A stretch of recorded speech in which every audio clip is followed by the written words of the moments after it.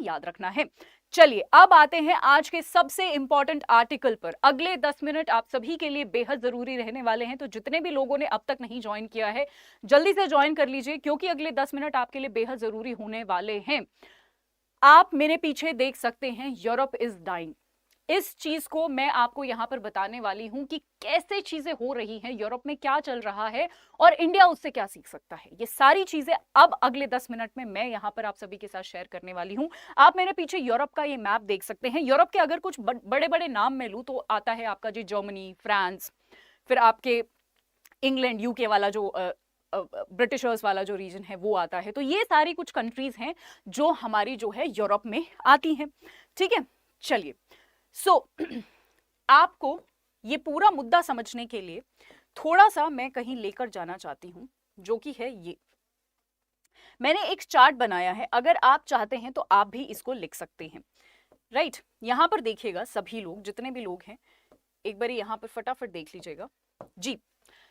आप सभी को पता है कोविड के बाद पूरी दुनिया में एक स्लो डाउन आया, एक मंदी आई। ठीक है, मंदी को रिकवर करने के लिए सब सरकारों ने क्या किया, लोगों को पैसा देना शुरू कर दिया, इकोनॉमी में पैसा डालना शुरू कर दिया। बट उससे एक प्रॉब्लम हो गई। उससे क्या प्रॉब्लम हो गई, जब सरकार बहुत ज्यादा पैसा इकोनॉमी में डाल देगी तो क्या खतरा रहता है, महंगाई बढ़ने का खतरा रहता है। और वही हुआ यूरोप में, महंगाई वहां की बहुत ज्यादा बढ़ गई। सेंट्रल बैंक जो था वहां का, जैसे हमारे यहाँ आरबीआई है, वहां के सेंट्रल बैंक ने पैसा डालना शुरू करा ताकि इकोनॉमी को रिवाइव करा जा सके। बट ऐसा नहीं हुआ। ठीक है, ऐसा नहीं हुआ। इनफैक्ट इन्फ्लेशन बढ़ गया, महंगाई वहां पर जो है वो बहुत ज्यादा बढ़ गई, इन्फ्लेशन बढ़ गया। ठीक है, जनवरी 2022 की मैं बात कर रही हूँ, पिछले साल की मैं बात कर रही हूँ, इन्फ्लेशन बढ़ गया। ठीक है जी, अब इसको कंट्रोल करने के लिए क्या करता है सेंट्रल बैंक, हमारा सेंट्रल बैंक क्या करता है, हमारा आरबीआई क्या करता है, महंगाई को कंट्रोल करने के लिए रेपो रेट बढ़ा देता है, जिससे लोन्स महंगे हो जाते हैं। ठीक है, इंटरेस्ट रेट महंगे हो जाते हैं, तो हम चीजें खरीदते नहीं है, हम पैसा मार्केट में डालते नहीं है और महंगाई अपने आप कंट्रोल में आ जाती है। एग्जैक्टली वहां के भी वहां आरबीआई नहीं है, वहां के भी सेंट्रल बैंक ने सेम किया। क्या किया, इंटरेस्ट रेट को बढ़ाना शुरू कर दिया। ये पूरी एक कहानी की तरह इसको समझिए, आगे जाके मैं लास्ट में प्रूव करने वाली हूं कि यहां पर ये यूरोप इज डाइंग, ये जो इतनी बड़ी स्टेटमेंट है जो मैंने यहां पर लिखा है, ये मैं क्या कहना क्या चाहती हूं इससे, और ये बहुत ही आपको इंटरेस्टिंग लगेगा जी। हाँ जी, ओके। फिर ये सब चल रहा था, महंगाई बढ़ रही थी। ठीक है, आपने देख लिया महंगाई बढ़ रही है, ईयू की सरकार उसको कंट्रोल करने की कोशिश कर रही है। इसी दौरान एक पर्सनैलिटी हम बोल सकते हैं, उनका अराइवल हुआ, पुतिन साहब का अराइवल हुआ। उनका प्लान ये था कि ये सही टाइम है, ये सही टाइम है कि ये सही टाइम है कि मैं यूक्रेन पर अभी अटैक करता हूं, और यूक्रेन पर तो अटैक करूंगा, यूक्रेन को तो एनेक्स करूंगा ही, और यूरोप को भी उस तरफ जो है मैं डुबा दूंगा। और ऐसा मैं क्यों कह रही हूं, क्योंकि पुतिन ने देख लिया था कि यूरोप में महंगाई जो है ऑलरेडी बढ़ गई है, और अगर मैंने अटैक किया तो अटैक करने के बाद आपको पता है बहुत सारी चीजें इंपैक्ट होंगी, आप सभी को पता होना चाहिए। उसके लिए मैं यहां पर आपको मैप भी दिखाना चाहती हूं। रशिया जो है बहुत सारा नेचुरल गैस और तेल की सप्लाई करता है यूरोपियन कंट्रीज को। ये आप मेरे पीछे एक मैप देख रहे हैं जहां पर एक पाइपलाइन है जिसको हम नॉर्थ स्ट्रीम पाइपलाइन बोलते हैं, जिसके थ्रू ये रशिया से शुरू होती है, ये पानी के अंदर चलती है। ठीक है, ये पाइपलाइन पूरी, और ये ग्रीस फील्ड जो है, ग्रीस वॉल जो है, ये जर्मनी है। ठीक है, जर्मनी का ये एक पार्ट है, यहां तक गैस, नेचुरल गैस पहुंचाती है, और फिर जर्मनी आगे यूरोपियन नेशंस को गैस पहुंचाती है।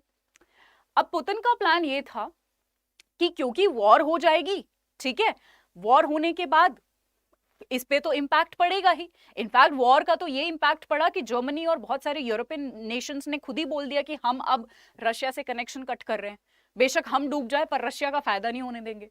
ठीक है, और उसका नतीजा क्या हुआ, यूरोप ने बोल तो दिया कि हम रशिया से नहीं ले रहे गैस, चाहे बेशक हमारे यहाँ कुछ भी हो जाए, पर हम रशिया से गैस और तेल नहीं ले रहे।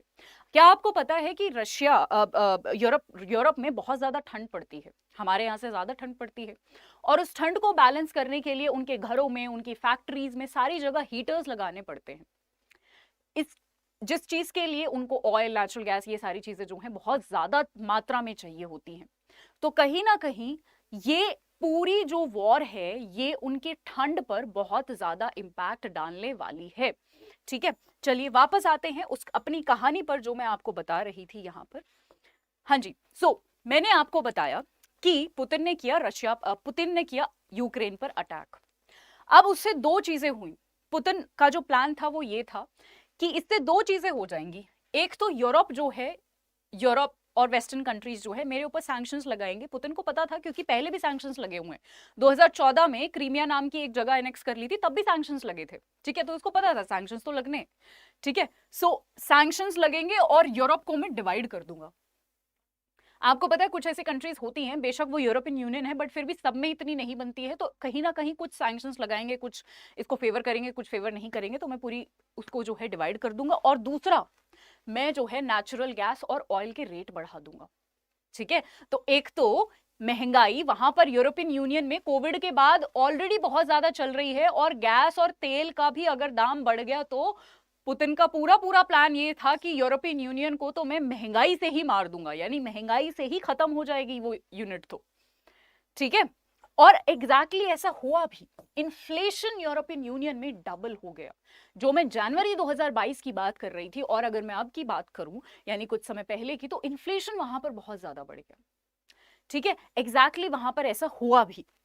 राइट, अब हम यहां पर देखते हैं अब क्या हुआ। अब फिर से सेंट्रल बैंक रोल में आता है। जब जब महंगाई बढ़ती है तब तब सेंट्रल बैंक रोल में आता है, तब वो रेपो रेट को बढ़ाता है, यानी इंटरेस्ट रेट को बढ़ाता है। बट क्या आपको पता है कि इंटरेस्ट रेट को, आपको पता है आरबीआई का ना, आरबीआई या फिर कोई भी सेंट्रल बैंक हो किसी भी देश का, बड़ा कॉम्प्लिकेटेड सा काम होता है। ये जो रेपो रेट हम डिसाइड करते हैं ना, अगर इसका नंबर थोड़ा सा भी ऊपर नीचे हो गया ना तो पूरी इकोनॉमी तहस नहस हो सकती है। इतना कॉम्प्लिकेटेड काम होता है रेपो रेट के नंबर्स को डिसाइड करना। बहुत ज्यादा रिसर्च लगती है, बहुत ज्यादा कैलकुलेशंस होती है। अगर थोड़ा सा भी कम रखा या थोड़ा सा भी ज्यादा रखा तो उसका लार्ज स्केल इंपैक्ट बहुत बड़ा हो सकता है। ठीक है, और होता भी है। जब हम कई बार अच्छे से नहीं कैलकुलेट कर पाते हैं, हम इंटरेस्ट रेट बढ़ा देते हैं, यानी आपने इतना इंटरेस्ट रेट बढ़ा दिया कि लोग लोन ही नहीं ले रहे हैं। ठीक है, अब जो इंडस्ट्रीज हैं वहां पर, जो भी यूरोप में इंडस्ट्रीज चल रही हैं, वो लोन ही नहीं ले पा रही हैं। ठीक है, क्योंकि इंटरेस्ट रेट बहुत ज्यादा बढ़ रहा है, तो वो बेचारे ना तो लोन ले पा रहे हैं अपनी इंडस्ट्रीज को आगे बढ़ाने के लिए, और उनके पास ना ऑयल और नेचुरल गैस की सप्लाई है। आप सोच कर देखो, आपकी खुद की कंपनी है, आपके पास पैसे नहीं है, ना तो आप लोन में पैसा ले सकते हो, और उस कंपनी को रन करने के लिए आपके पास ना तेल है ना नेचुरल गैस है, कुछ भी नहीं है। आपको दोनों तरफ से मार लग रही है यहां पर, है ना। तो ऐसा जो है इंडस्ट्रियलिस्ट के साथ होने लगा, और जब ऐसा इंडस्ट्रीज के साथ होता है, मर्चेंट्स के साथ होता है, उसका पूरा भार किस पर पड़ता है? कंज्यूमर्स पर पड़ता है। अब हाल ही में वो वाला केस हुआ था कि आप यूपीआई, वो जो वॉलेट से जब आप 2000 तक के ज्यादा ट्रांजैक्शन करोगे तो मर्चेंट को पे करना पड़ेगा कुछ 1.1% एक्स्ट्रा फीस। आपको लगता है कि मर्चेंट खुद पे करेगा उसको? नहीं, कंज्यूमर पे डाल देगा। इनडायरेक्टली कंज्यूमर को ही वो पे करना है। कहीं पर भी लिखा नहीं हुआ, ये आरबीआई ने ऑफिशियली नहीं लिखा कि हमें पे करना है, बट क्या आपको लगता है मर्चेंट, शॉपकीपर उसको पे करेगा? वो कुछ ना कुछ करके कंज्यूमर पर ही डाल देता है, और सारी जगह ऐसा ही होता है। लास्ट में मार कंज्यूमर को ही पड़ती है, यहां पर भी कंज्यूमर को ही मार पड़ेगी। ठीक है, अब यहां पर बर्डन जो पूरा आ जाएगा कंज्यूमर पर आ जाएगा। ठीक है, एक तो ये वाला पॉइंट कि वहां पर इंडस्ट्रीज को इतना प्रॉब्लम हो रहा है। दूसरा, क्योंकि वहां पर नेचुरल गैस और ऑयल नहीं है, तो वहां की ठंड कैसे निकलेगी? हालांकि इस साल के लिए तो उन्होंने एक रिजर्व बना लिया है कि चलो इस साल की तो ठंड निकल जाएगी, इतना तेल और नेचुरल गैस ले लिया है, बट अगले साल के लिए नहीं है उनके पास। और क्या आपको लग रहा है कि 24 फरवरी को जो वॉर शुरू हुई थी अब तक खत्म नहीं हुई है? खत्म होने का ढंग भी नहीं लग रहा है। वो खत्म हो भी सकती है, मुश्किल है। और आपको पता है इतनी बड़ी यूनियन है, इसको आगे का, बहुत आगे का प्लान तो रखना पड़ेगा ना। ऐसा तो नहीं है ना कि सिर्फ 6 महीने का प्लान करके रख लिया हमने कि 6 महीने तक का तो हमारे पास राशन पानी है, आगे के आगे देखेंगे। ऐसे तो नई कंट्रीज काम करती, ऐसे तो यूनियंस नहीं रन करते। ठीक है, कहीं ना कहीं वहां पर जो विंटर्स हैं बहुत ज्यादा डिफिकल्ट होने वाले हैं। ठीक है, लोगों के लिए भी, इंडस्ट्रीज के लिए भी, सब उनके ऑफिसेस के लिए भी, सब जगहों के लिए। अब सॉल्यूशन क्या है? क्वेश्चन आता है कि इसका कोई ऑल्टरनेटिव है मैम या नहीं है? क्या ऐसा नहीं हो सकता कि यूरोप जो है अब किसी और से तेल और गैस ले ले? बिल्कुल हो सकता है, बट क्या आपको लगता है कि ये चीजें रातों रात करी जा सकती हैं? नहीं। अब जिस इंसान से या फिर जिस कंट्री से हम कोई भी सामान खरीद रहे हैं उसको रातों रात हम नहीं भगा सकते हैं, रातों रात हम उसको नहीं रिप्लेस कर सकते हैं, इम्पॉसिबल है ये। बेशक डेवलप्ड कंट्री है, डेवलप्ड नेशन है, नेशंस आते हैं सारे, जर्मनी जैसे बड़े बड़े देश आते हैं, बट फिर भी रातों रात नहीं कर सकते। और सोल्यूशन है यूएस, सोल्यूशन है मिडिल ईस्ट की कंट्रीज, यहां से आप तेल मंगवा सकते हो, जैसे कतर हो गया फॉर एग्जाम्पल, और यूएस से आप मंगवा सकते हो, ठीक है। बट अगेन इसमें लगेंगे अभी 3-4 साल, है ना। तब तक क्या इसका आंसर मुझे नहीं पता और मुझे नहीं पता कि किसी को पता है या नहीं पता है इस क्वेश्चन का आंसर अभी पूरी दुनिया में। तब तक क्या होने वाला है अगले 3-4 साल, ये वाली ठंड तो निकल जाएगी, अगले 3-4 साल क्या होने वाला है हमें नहीं पता। इंडिया के लिए क्या लेसन है? ओके, इंडिया के लिए सबसे पहले तो मुझे सिर्फ यही बोलना है कि ये जो रेपो रेट वाली जो चीज है ना, सबसे इंपॉर्टेंट यही होती है। मैं ऑलरेडी आपको बता चुकी हूं कि जब भी इन्फ्लेशन हाई जाता है, इस बार हमारे आरबीआई ने रेपो रेट को नहीं बढ़ाया, है ना। रेपो रेट हम सोच रहे थे कि बढ़ेगा, बट हमारा रेपो रेट 6.50% ही है। हम सोच रहे थे 25 बेसिस पॉइंट से बढ़ जाएगा और 6.75 हो जाएगा, बट ऐसा हुआ नहीं। बट फिर भी आरबीआई क्लेम कर रहा है कि हम महंगाई को, ऑफकोर्स हमारे यहाँ भी महंगाई बढ़ी हुई है, हम महंगाई को कंट्रोल कर लेंगे। तो अभी देखना यही होगा कि ऐसे लोगों से जहां पर महंगाई बढ़ रही है, सरकारें नहीं कंट्रोल कर पा रही है, हम उनसे सीखें कि कैसे जो वहां पर अगर किसी तरीके की कोई बर्बादी हो रही है वो हम अपने देश में ना होने दें, महंगाई को कंट्रोल कर लें। आपको पता है महंगाई एक बहुत ही इंपॉर्टेंट, बहुत ही खतरनाक टूल है। जब महंगाई, एक आंकड़ा तो ये भी कहता है, मैंने एक आर्टिकल पढ़ा था जहां पर ये लिखा हुआ था, जब महंगाई 10% से बढ़ी है उसने सरकारें भी पलट दी हैं, यानी सरकारें भी चेंज हो गई हैं। महंगाई इतना बड़ा टूल है, आपको पता है महंगाई से सीधा सीधा आम आदमी कनेक्ट होता है। जब महंगाई बढ़ती है या घटती है जो भी है, वो आम आदमी पर इंपैक्ट डालती है, और अगर आम आदमी पर इंपैक्ट डालेगी तो यानी इलेक्शंस पे डायरेक्ट इंपैक्ट पड़ेगा उसका। तो ये इतनी पावरफुल चीज है, तो डेफिनेटली हमें जो है दूसरों के फेलियर से सीखना चाहिए, ठीक है। ओके अब मैं आपके थोड़े से यहाँ पर, अच्छा मुझे ये बता दीजिए कि मुझे आपको ये एक्सप्लेन करना था, आपको ये एक्सप्लेनेशन कैसा लगा, मुझे कमेंट सेक्शन में कमेंट कर जरूर बताइएगा, ठीक है। अब हम आते हैं अपने नेक्स्ट पार्ट पर, नेक्स्ट उस पर एक बारी मैं आपके बीच में थोड़े से कमेंट्स भी लेना चाहती हूँ। यहाँ पर दीपांशु जी ने लेट ज्वाइन किया है, ठीक है। यूरोप तो रिच कंट्री है ना, अरे रिच कंट्री है फिर भी रातों रात तो नहीं चेंज कर सकते ना, डेफिनेटली वो अपना रिजर्व करके बैठे हैं और वो सारी चीजें, बट कितनी रिच कंट्री हो, रातों रात कुछ नहीं हो सकता कोई, क्योंकि पूरी कंट्री की बात हो रही है ना यहाँ पर। ऐसा तो नहीं है ना कि एक इंसान की बात हो रही है या एक स्टेट की बात हो रही है, और यहाँ पर पूरी यूनियन की बात हो रही है, यूरोपियन यूनियन, जिसमें जर्मनी भी आ रहा है, फ्रांस भी आ रहा है, इटली भी आ रहा है, यूके भी आ रहा है, सब लोग आ रहे हैं, ठीक है। हाँ जी, ओके चलिए, ओके अगर आपको इंटरेस्टिंग लगा तो सेशन को लाइक जरूर कर दीजिए और द बिगर पिक्चर को सब्सक्राइब करना मत भूलिएगा, क्योंकि आपका एक भी सेशन मिस नहीं होना चाहिए। और मैंने ये भी प्लान कर लिया है कि मैं आज से एक ऐसा ही इंटरेस्टिंग टॉपिक आप सभी के साथ रोज डिस्कस करने वाली हूं, जहां पर आपका पर्सपेक्टिव, चाहे वो इंटरनेशनल लेवल की कोई भी न्यूज हो या फिर हमारे देश में कोई भी कुछ भी चल रहा हो, गवर्नमेंट स्कीम्स हो, गवर्नमेंट स्कीम्स की रियलिटी हो, ठीक है। गवर्नमेंट स्कीम्स के पॉइंट्स तो आपको कोई भी बता देगा कि जी इस मिनिस्ट्री से है, ये है, वो है, बट क्या वो सच में काम कर रही है, क्या आम जनता तक उनका बेनिफिट पहुंच रहा है या नहीं पहुंच रहा है, क्या है वो आंकड़े, चार्ट्स के साथ, प्रूफ्स के साथ, फैक्ट्स के साथ मैं आपको यहां पर बताऊंगी, ठीक है। बस आपसे इतनी दरख्वास्त है, आपसे इतनी रिक्वेस्ट है कि इस मेरे इनिशिएटिव को आप सपोर्ट करिए, ज्यादा से ज्यादा शेयर करिए, ताकि सभी लोगों को पता चल जाए कि यहाँ पर एक इतना जबरदस्त इनिशिएटिव मैम ने चलाया हुआ है, सभी स्टूडेंट्स को पता होना चाहिए। मेरा मकसद ये है कि जितने भी लोग हैं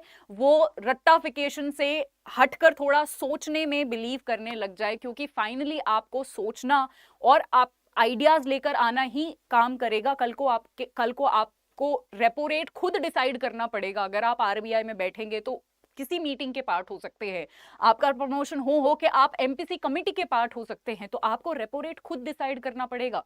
तो आपको क्या लगता है कि सिर्फ अगर आपने आज प्रिपरेशन करते टाइम सिर्फ नंबर याद कर लिया तो आपकी हेल्प होगी? बिल्कुल हेल्प नहीं होगी।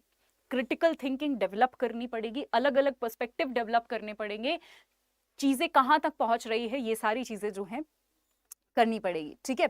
इंडिया को किस ऐसे ही बिगर पिक्चर काफी इंटरेस्टिंग बनाती है।